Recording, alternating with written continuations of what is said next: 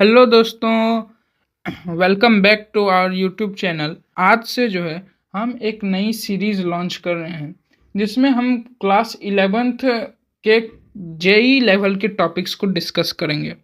JEE में mainly आपकी physics, chemistry, mathematics आते हैं। भी हम स्टार्ट कर रहे हैं मैथ्स से। मैथमेटिक्स में क्लास 11th जेई लेवल पे फर्स्ट चैप्टर जो हम पढ़ने जा रहे हैं वो है क्वाड्रेटिक इक्वेशन।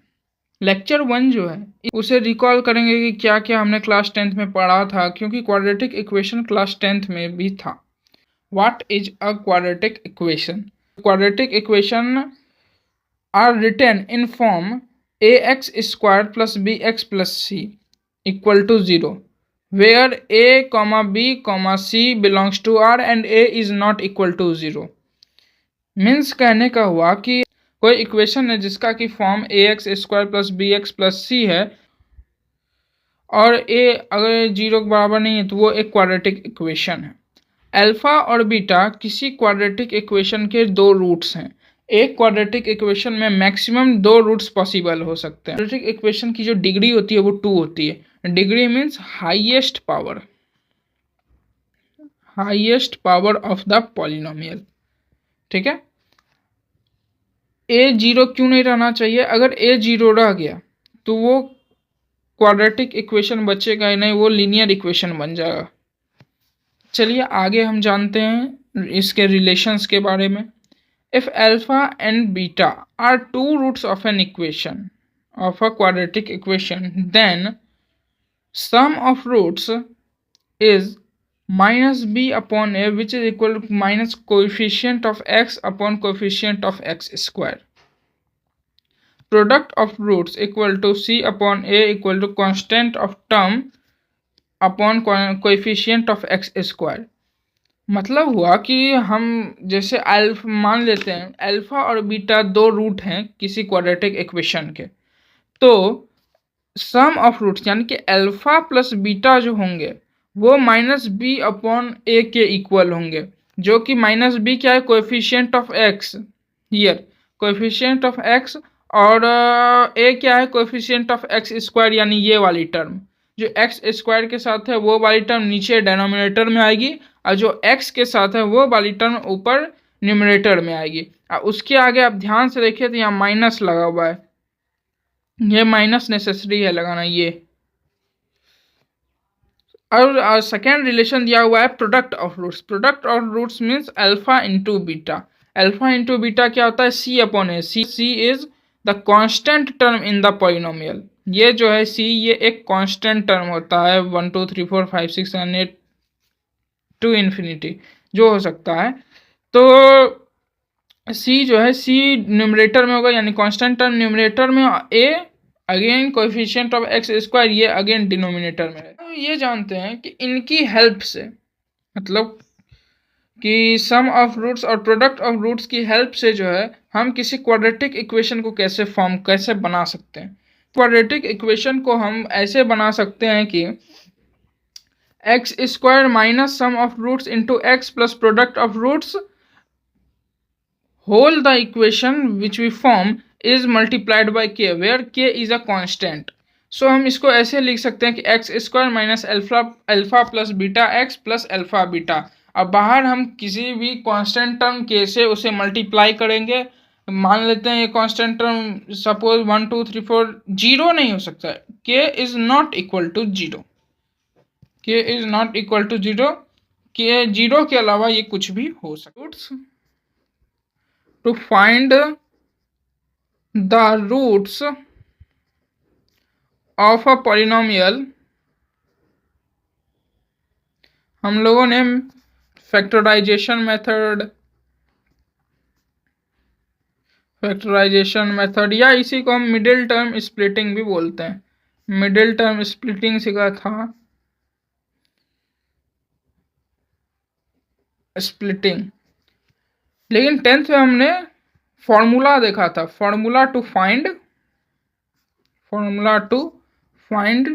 रूट्स। वो formula x equal to minus b plus minus root under b square minus 4ac upon 2a, जिसे कि हम श्रीधर आचार्य फॉर्मूला भी कहते हैं। श्रीधर आचार्य जी ने हमें ये फॉर्मूला दिया था। इसके हेल्प से हम रूट्स आसानी से निकाल सकते हैं। अब हम जानते हैं नेचर ऑफ रूट्स के बारे में। किसी इक्वेशन के रूट्स का क्या नेचर होगा वो हम देखते हैं 3 केसेस के द्वारा। ये जो ये b² - 4ac अंडर रूट में जो लिखा हुआ टर्म है, ये b² - 4ac, ये होता है डिस्क्रिमिनेंट। इसे हम डिस्क्रिमिनेंट कहते हैं। If in a equation there are some cases which represents the nature of roots. Case 1 देख लेते हैं। अगर d नेगेटिव आ गया, यानी कि d is less than 0, then nature of root क्या होगा? वो इमेजिनरी रूट्स होंगे। वो क्या होंगे? इमेजिनरी रूट्स, यानी कि नॉन रियल रूट्स होंगे, क्योंकि एक किसी अंडर रूट के अंदर जो है negative term is not possible. Case 2, अगर हमारा डिस्क्रिमिनेंट जो है b² - 4ac d के 0 के इक्वल आ जाए, देन नेचर ऑफ रूट्स क्या होंगे? वो रियल होंगे बट इक्वल होंगे, रियल एंड इक्वल रूट्स होंगे।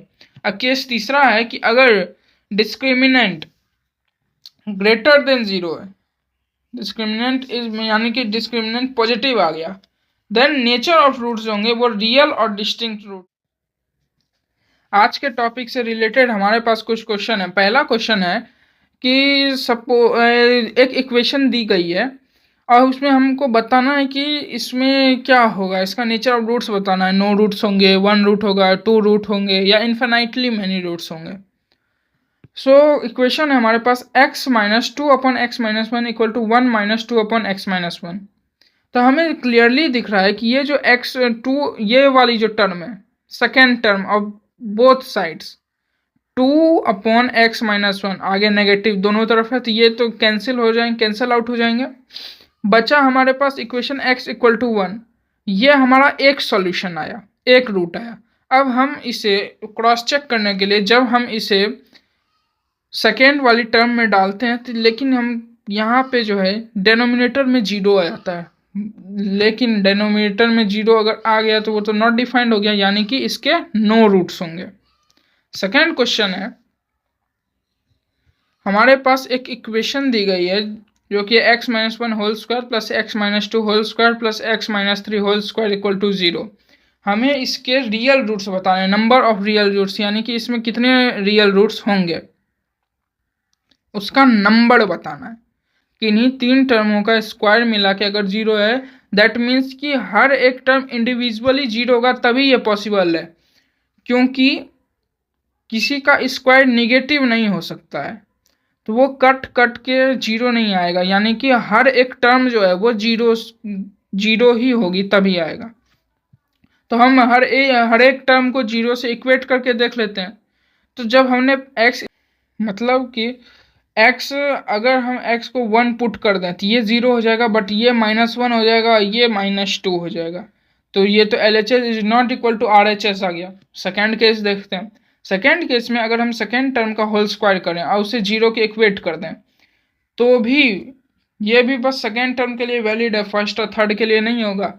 और अगर हम सेम थर्ड के भी साथ करके देखें तब भी यही चीज़ हो रहा है। मतलब कि क्या हुआ कि नो इंटरसेक्शन आ गया, नो सॉल्यूशंस, मतलब इसके जो नंबर ऑफ रियल रूट्स होंगे वो 0 होंगे, क्योंकि इसका एक भी सॉल्यूशन नहीं आया। नेक्स्ट क्वेश्चन देखते हैं। हमारे पास एक इक्वेशन दी गई है k² + 4 which is a coefficient of x² plus 13x + 4x। ठीक, जो मान लेते हैं alpha and beta be the zeros of the given polynomial. और एक चीज क्वेश्चन में दिया हुआ है कि अल्फा मतलब means one of the 0 is reciprocal of other, then alpha is reciprocal of beta, then हमें क्या बोल रहा है? Find x। तो अल्फा क्या हो गया? अल्फा इक्वल टू 1/बीटा। अब यहाँ पे हमारे पास आएगा प्रोडक्ट ऑफ रूट्स का फॉर्मूला। हमने प्रोडक्ट ऑफ रूट्स में पढ़ा था, product of roots equal to c/a। तो alpha into beta equal c क्या हुआ? Constant term. कांस्टेंट टर्म क्या था? 4k कोफिशिएंट ऑफ x² था k² + 4। अल्फा इंटू बीटा जब अगर एक दूसरे का रेसिप्रोकल है दोनों, तो कट के 1 हो जाएगा, तो 1 के साथ इन दोनों को इक्वेट करके ये इक्वेशन सॉल्व कर देंगे, तो इसका आंसर जो है वो k = 2 हो जाएगा।